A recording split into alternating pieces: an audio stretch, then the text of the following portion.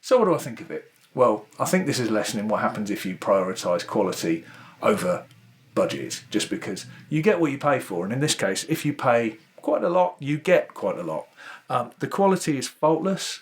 It goes into bat frequencies in terms of its Nyquist and its digital performance.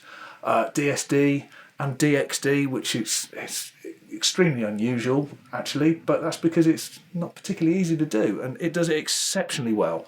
What else do I think? The preamps are amazing. The preamps, over 70 dB of fantastic gain. Putting this up against my 1073, it sounds different, but it sounds as good. It's kind of faster, but it's still got some kind of like guts to it, and it really very purposeful preamps that I'd be overjoyed to use on anything I wanted to record. Other things, huge I/O available, absolutely enormous I/O. If you want to, well, if you need to connect that many sources together, then you can do it with this, and with the option of being able to daisy chain multiple units together, you can build a pretty limitless system as far as I can see. Other things, it's the highest quality clocking. It's a digital PLL.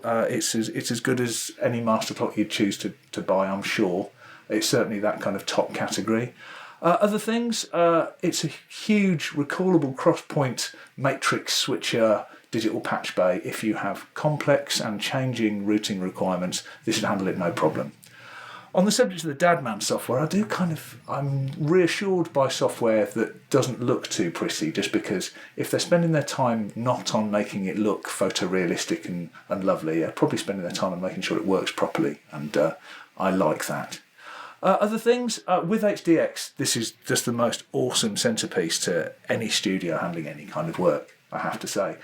Without HDX, it's hugely flexible, particularly being able to, as long as latency isn't your highest priority, combine it with Dante Virtual Sound Card and control it over Dante like I have. Not ideal for tracking, but that's not really its intended purpose in that configuration. But for any kind of editing workflow, it's just amazing. And in terms of control of live signals and some kind of broadcast environment, it'd be amazing. Other things, fully loaded, it's completely uncompromising, both in terms of its capabilities and its price. As I said at the top of this section, you get what you pay for, and if you pay enough, you get an awful lot. I love it. Absolutely love it. Unfortunately, it's got to go back because it's certainly more expensive than I can afford to keep. When I priced up exactly how much this was worth, I closed the curtains and locked the door, and I'm not even joking. Anyway, I've been Julian. I'll see you next time.